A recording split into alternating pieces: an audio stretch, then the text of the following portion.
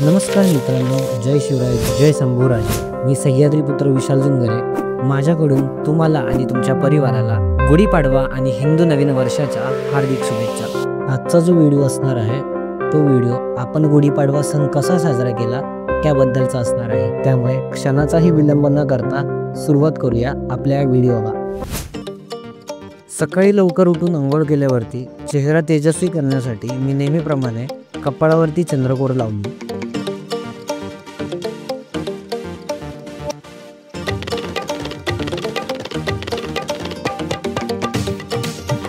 चाफ्याची फुले न मिळाल्याने वडिलांनी बाजारातून आणलेल्या या झेंडूंच्या फुलांचा हार आईने देवाऱ्यासाठी आणि गुढीसाठी बनवला।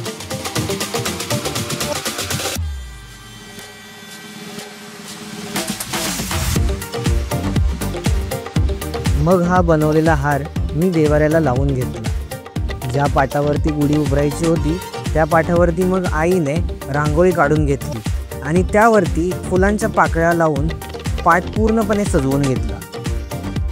लगेचच मी आपल्या गुढीची काठी पाण्याने पुसून घेतली, कारण सकाळी आईने ती धुवून घेतली होती। मग मी हातावर पाणी घेऊन गंधाची गोळी उघडून घेतली आणि तो गंध आपल्या गुढीला लावून घेतला। मग आईने गुढीला लावायचा तांब्या त्याच्यावरती कुंकू आणि हळद लावून स्वस्तिक काढून तो सजवून घेतला। त्याच्यानंतर लगेच गुढीला साडी नेसवण्यासाठी साडीला योग्य पद्धतीने निऱ्या पाडून घेतल्या आणि ब्लाऊज पीस आणि साडी एकत्र बांधून घेतली। आता हीच साडी आणि सोबत नारळाची पाने, फुलांचा हार आणि घाटी एकत्र करून मी गुढी सजवण्याचं काम चालू केलं आणि सोबत हळद कुंकवाने सजवलेला तांब्या गुढीला बांधून आपली गुढी उभारण्यासाठी तयार झाली होती। गुढी उभारण्यासाठी ही सजवलेली गुढी खिडकीच्या बाहेर काढून मी ती बांधून घेतली। या बांधलेल्या गुढीला फुले वाहून हळद कुंकू लावून तिचं पूजन करून घेतलं आणि पाया पडत हे वर्ष सर्वांना सुखाचं, समृद्धीचं आणि भरभराटीचं जावं हीच प्रार्थना केली।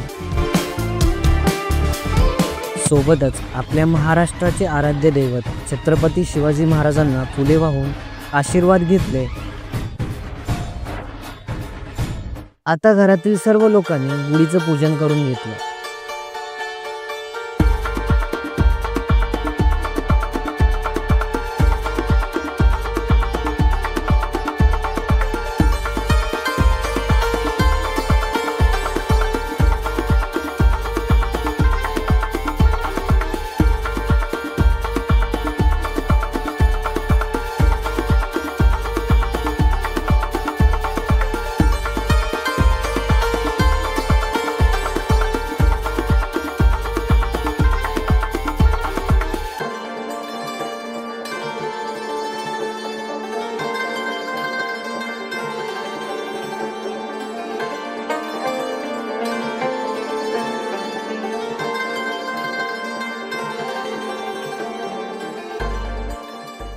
आता गुढीचा प्रसाद म्हणजेच कडुलिंब आणि गूळ यांचे मिश्रण करून तो गुढीसाठी ठेवला आणि हाच प्रसाद घरातील सर्वांना दिला आणि मग तो मी पण खाल्ला।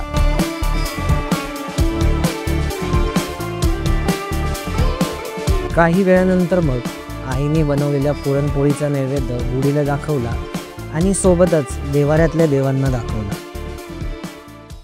नमस्कार मित्रांनो, आज आपण सकाळपासून बघितलं की आज गुढीपाडवा आहे, त्या निमित्ताने आपण गुढी उभारली। त्याच्यानंतर आपण कडुलिंबाचा पाला आणि गूळ याचं मिश्रण करून जो प्रसाद केला तो आपण प्रसाद खाल्ला। त्याच्यानंतर नैवेद्यसुद्धा दाखवला आणि आता आपण जेवायला बसतो आहे। तर जेवायला बसायच्या अगोदर मला एक सांगायचं आहे की आजचं जे जेवण असतं म्हणजे महाराष्ट्राच्या प्रत्येक सणासाठी जे प्रत्येक घरामध्ये जे जेवण बनलं जातं ती म्हणजे पुरणपोळी। आणि पुरणपोळी खाताना आहे ना अजून एक गोष्ट मला आहे ना भावुक करते, ती म्हणजे की छत्रपती शिवाजी महाराजांच्या काळात सुद्धा सण साजरे होत असतील आणि त्या सणाला कदाचित छत्रपती शिवाजी महाराजसुद्धा ही पुरणपोळी खात असतील। त्याच्यामुळे ही एक वेगळीच गोष्ट आहे माझ्यासाठी, महाराष्ट्रातल्या प्रत्येक लोकांसाठी। चला आता आपण त्याचं जेवण करूया। वदनी कवळ घेता नाम घ्या श्रीहरीचे, सहजवन होते नाम घेता फुकाचे. जीवन करी जीवित्व अन्न हे पूर्ण ब्रह्म, उदरन भरण नोहे जाणिये यज्ञ कर्म. जय जय रघुवीर समर्थ.